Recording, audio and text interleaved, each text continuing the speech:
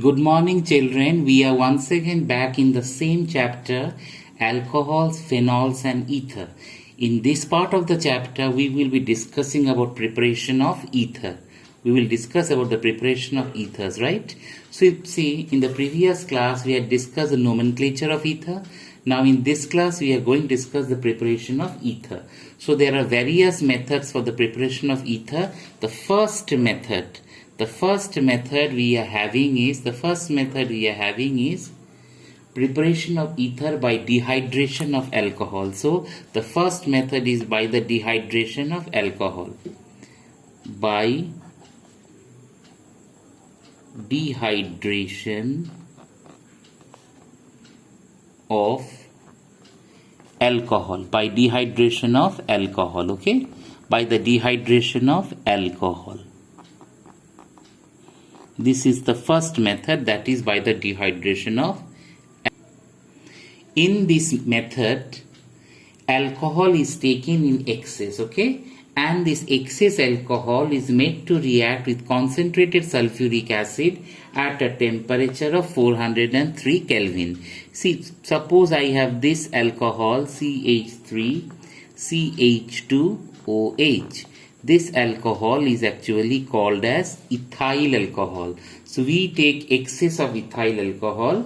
See here, we are taking 2 molecules of ethyl alcohol, right? These 2 molecules of ethyl alcohol is made to react with concentrated sulfuric acid. Made to react with concentrated sulfuric acid, right? At a temperature of 413 Kelvin. We are reacting that with concentrated sulfuric acid at a temperature of 413 Kelvin. Now what is happening? As we know that sulfuric acid is a dehydrating agent. As sulfuric acid is a dehydrating agent, it dehydrates this water. So what is now being left out?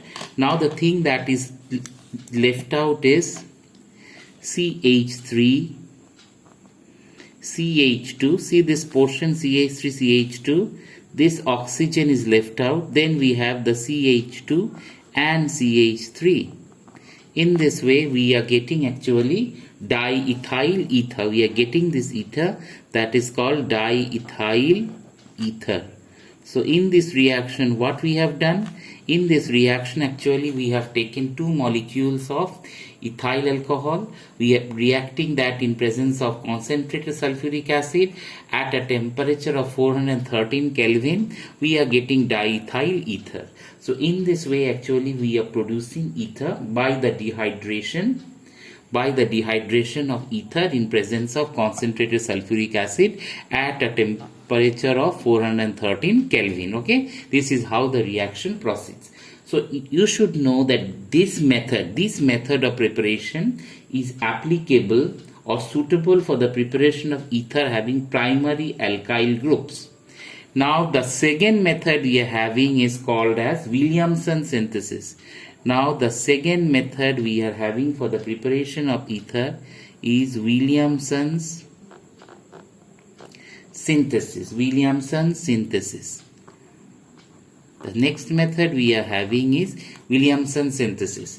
In this Williamson synthesis method, what is actually done, that we take alkyl halide and this alkyl halide is made to react with the sodium alkoxide. It is made to react with sodium alkoxide. See, suppose I have Rx. Rx is an alkyl halide where R is the alkyl group and X is the halogen, right? This alkyl halide is made to react with sodium alkoxide. We are just reacting that with sodium alkoxide. What is sodium alkoxide? NaOR dash. NaOR dash. This is sodium alkoxide. Now when this sodium alkoxide is been present, now what is done? This sodium and halogen will combine. The sodium and halogen will combine, as a result of which there is minus NaX, and this ROR dash joins over here. ROR dash joins over here, and this is called as ether. If I give an example, think of this CH3Cl, that is 1-chloromethane, that is made to react with sodium ethoxide NaOC2H5, right? Now when this is made to react, what actually happens over here, this Cl and this Na, they combine and they form minus NaCl. When minus NaCl is left out, then we have CH3OC2H5. In this way the whole reaction proceeds. What am I getting? I am getting a ether that is called as methoxyethane. Here this ether is methoxyethane. In this way the whole reaction proceeds. So what am I doing? There are two methods of preparation. The first method is the dehydration of alcohols. In this method what we do, we took two molecules of alcohol, made it react with concentrated sulfuric acid, we are getting diethyl ether. In the second method we have a haloalkane, that is RX, that was made to react with sodium alkoxide. Now NaX or in any of the halogen salt is coming out, sodium salt of the halogen, and ether is formed. So we have CH3Cl plus NaOC2H5, we are getting CH3OC2H5. In this way we are getting this ether. See, another reaction will make it clear in case of aromatic ethers. Now suppose I had the same compound CH3Cl and I am just reacting that with sodium phenoxide. What is sodium phenoxide? Sodium is bonded with oxygen with that of a benzene ring. This is sodium phenoxide. In this reaction what is actually happening? This Cl and this sodium will come out, and they will come out in the form of minus NaCl, right? Now the CH3 will get attached with an oxygen with that of the benzene ring. And as it gets attached to the benzene ring, it is called as anisole. Okay, it is called as anisole. So in this method we are preparing anisole. So what am I having? I am having a methyl chloride that is made to react with sodium phenoxide. Now the sodium chloride has been eliminated out, and ultimately what am I getting? I am getting a benzene ring with that of a CH3. This compound is called as anisole. So these are the two basic methods by which we can prepare ether. After that, children, we are going to discuss the physical properties of ether. The first important property of ether is that the lower homologues of ether are colorless. So the first point, that is the lower homologues, that is the lower members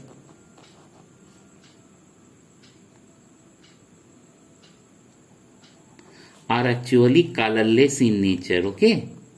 And they have a specific ether smell, and mostly you should know that ethers have a type of sweet smelling, okay? They are actually sweet smelling volatile liquids with a specific ether smell. Now boiling point, ethers have much lower boiling point as compared to isomeric alcohols because ether does not involve any hydrogen bonding. See, in case of alcohol, suppose I had this molecule of alcohol, I had another molecule of alcohol, and in this case what is happening?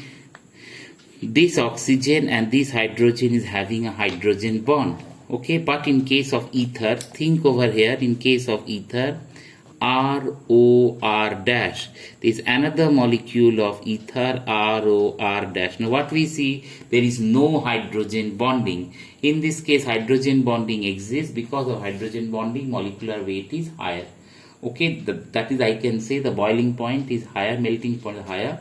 But in case of ether, there is no question of hydrogen bonding. As a result, boiling point and melting point is much low.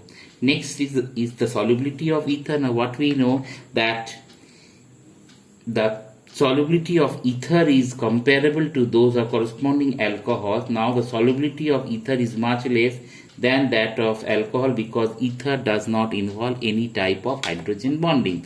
So it is the hydrogen bonding that causes the rise in boiling point of alcohol, and also the solubility in case of water. Okay. After that, we are going to discuss the chemical reactions of ether. Under the chemical reactions of ether, ether shows two types of reaction. See, after that, we are going to discuss the chemical properties of ether. Under the chemical properties of ether, we know that ether shows two types of specific reaction. That is, the first one is, suppose I have a ether RO R dash, okay, that is made to react with a halo acid HX, okay, and the temperature maintained is 373 Kelvin. 373 Kelvin. In that case, now what we get alcohol ROH plus RX. ROH plus RX. Now see, suppose I had this ether CH3O C2H5, okay, that is made to react with HCl. In that case, the same condition, 373 Kelvin is maintained. So what are the products I am getting? The products I am getting is CH3OH and C2H5Cl. CH3OH and C2H5Cl. These are the two products we get. After that, next reaction is that the same ether, like this reaction, we have C2H5, we have C2H5O C2H5. What is the name of this ether? Diethyl ether or ethoxyethane, right? That is made to react with HI. But just mind it, HI is present in excess amount. When HI is present in excess amount, what are the products we get? The products we get over here is C2H5OH plus C2H5I. That is, we are getting ethyl alcohol and ethyl iodide. This is how the reaction proceeds. Okay. Now the next reactions of ether is the ring substitution aromatic ether. In case of aromatic ether, actually what happens, that because of the presence of alkoxy group attached to the aromatic ring, it activates the ring towards electrophilic substitution and directs the incoming electrophile to the ortho or that of the para positions, okay, to that of the ortho and that of the para position. After that, children, we are going to discuss some of the important, that is called name type of reaction. Important type of name reaction. Okay, children, in the next part of the chapter, we have some important name reaction. The first name reaction we are going to discuss is coal-based reaction. In coal-based reaction, what is done when sodium phenoxide is heated with carbon dioxide to a temperature of 400 Kelvin under a pressure of 4 to 7 atmospheric pressure, the resulting product on acidification yields salicylic acid. Now suppose I had phenol. First of all, we have a aromatic alcohol phenol, okay. This phenol is made to react with sodium hydroxide. Now what we know, that phenol is acidic, sodium hydroxide is basic. When this is made to react, we get sodium phenoxide. Now what is sodium phenoxide? Sodium phenoxide is a benzene ring with a ONA. Now when the sodium phenoxide is made to react with a temperature of 400 Kelvin, okay, 400 Kelvin and a pressure of 4 to 7 atmospheric pressure, and the reaction takes place in presence of carbon dioxide. In this case, what actually happens? We get sodium salicylate. That is, we get phenol ring as it is, and here we get COONA. We get sodium salicylate. This sodium salicylate, on acidic hydrolysis, it actually gives us salicylic acid. It gives us salicylic acid. This compound is called salicylic acid. This is how the reaction proceeds. So I am repeating the reaction once again. We had phenol that is made to react with sodium hydroxide. We get sodium phenoxide. This sodium phenoxide is made to react to a temperature of 400 Kelvin in presence of 4 to 7 atmospheric pressure. In presence of carbon dioxide, we get sodium salicylate. This sodium salicylate acidic hydrolysis, we get salicylic acid. So that was the first name, the reaction. After that, we will discuss the next name, the reaction. See, the next reaction we are having is Riemer-Tiemann reaction. In the Riemer-Tiemann reaction, what is done actually, the same phenol is made to react with chloroform in the presence of NaOH. Now suppose we have the phenol, right? This phenol is made to react with chloroform CHCl3 in presence of NaOH. NaOH is an alkali. We are just reacting the phenol in presence of an alkali. But just remember that the NaOH is made in aqueous medium, temperature of 340 Kelvin. In that case, actually what happens, a type of rearrangement takes place. In the benzene ring, this phenolic ring actually becomes ONA, sodium phenoxide, and here we get CHCl2. This is the intermediate that has been formed. After this, the same intermediate is made to react with NaOH, made to react with sodium hydroxide. When it is made to react with sodium hydroxide, we actually get the same benzene ring. Here we get OH and here we get CHO. This is under again acidic hydrolysis. We actually get salicyldehyde. See, in the previous one we got salicylic acid, but in this one we are getting salicyldehyde. So we are getting this compound which is called as salicyldehyde.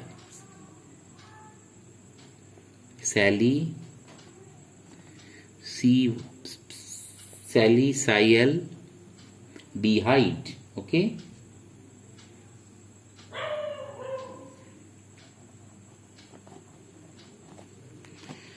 So I am just repeating the same reaction once again. We had the Riemer-Tiemann reaction. Under this Riemer-Tiemann reaction, we had the phenol. Phenol was made to react with chloroform in the presence of NaOH. Temperature 340 Kelvin. We got this compound, and this compound is called sodium salicyldehyde. That on further reaction we get this compound, and then we get the acidic hydrolysis salicyldehyde. Okay. Children, the next reaction we are having is Fries rearrangement. In the Fries rearrangement reaction, what is actually done? We have phenyl esters. They are being heated in presence of anhydrous aluminum chloride. Just see this reaction. We have a phenyl ester. What is the phenyl ester? We have a benzene ring. In this we have OCOCH3. This is actually phenyl ester, and in this case it is called as phenyl acetate. Okay, this phenyl acetate is being heated. Okay, it is being heated in presence of aluminium chloride AlCl3. Now what we get? We actually get the same benzene ring with the OH over here, and here we get COCH3. So what could we see? That the whole thing migrates over here. See, one hydrogen was present over there. This hydrogen migrates over here and it becomes OH. So the basic knowledge about a rearrangement reaction is that in a rearrangement reaction, nothing new is added. Only the atoms, they change their location, they change their position, and we get this corresponding compound. In this case we get this phenol with the COCH3 group, right? Now the COCH3 group, and we get another product. That is, we have the same phenol, but in this case the COCH3 group is in ortho position. COCH3 group. See, we have the same product, right? Both of them are actually isomers. One is here, this OH and COCH3 is in para position. Here OH and COCH3 is in the ortho position. So both these products are obtained. That is, this is called para hydroxyacetophenone. This compound is called para hydroxyacetophenone. This is called ortho hydroxyacetophenone, right? These two products we get, para hydroxyacetophenone, ortho hydroxyacetophenone. So as in this case, what we see, there is a total rearrangement. What is the meaning of rearrangement? The meaning of rearrangement in this reaction is that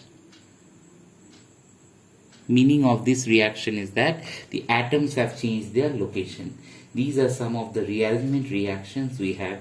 In the next part of the chapter, we will be discussing the uses and the chemical tests to distinguish between between different classes of alcohols. Till then, children, goodbye.